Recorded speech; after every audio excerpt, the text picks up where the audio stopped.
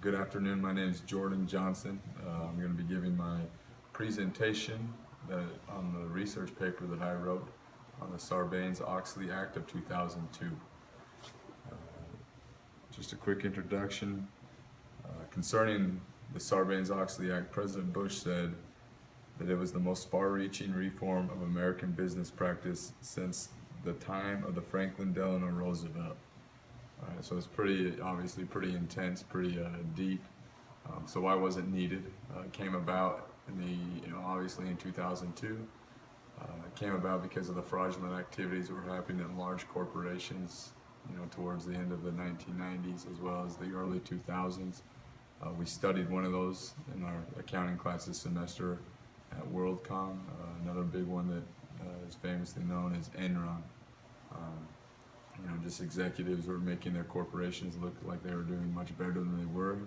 Investors were trusting them and their results, and then it came out, that they're not doing as well as their financial statements were saying, and a lot of people lost a lot of money. So something was needed to help, one, to improve the corporate behavior within corporations, as well as improve the confidence and the trust that investors could place in the financial statements that they could base their decisions off of.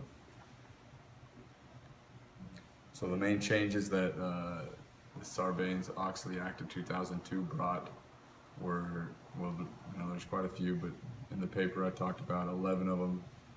The big ones, Section 1 talks about the Public Company and Accounting Oversight Board, so the PCAOB, which has the power and authority to kind of just oversee that everyone's following the regulations that the Sarbanes-Oxley Act brings as well. Section 3 is all about certification.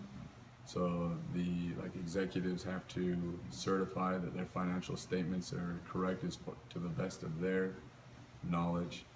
So they got to sign off on it. If something goes wrong, they're responsible for it and could face some large punishments, which is much steeper now in the Sarbanes-Oxley Act than before. The fourth one is kind of management control, which is big. The big thing with that is the SEC is now responsible to, annually review the audits that are performed by each corporation. So they're not just, skipping over everything. They get to actually review it themselves. And another big thing that I thought was important is the whistleblower protection acts that are contained within the Sarbanes-Oxley Act. I think this is huge because, as we studied earlier with WorldCom, this gives people an opportunity to, if they see something going on that's wrong, they can actually feel with confidence that they can go and report the actions that they know are wrong. So just in conclusion, the main goal of the Sarbanes-Oxley Act was, one, to restore corporate behavior, to improve it, and then to restore the confidence and the behavior that investors could place in the financial statements that were released by corporations. I guess depending from my research, depending on who you ask and what you're reading, there's a lot of people are in favor for it, and there's some that aren't in favor of it. I think the biggest complaint that I saw was obviously the cost, because it places a bunch of cost on corporations now because of all the extra stuff that they got to do. That makes their relationships with their auditors a little more stricter. They don't, they can't just go out and get whoever they want. They have to be independent. But overall, I think it's good. I think it's was needed because, one bad egg's going to ruin it for everybody.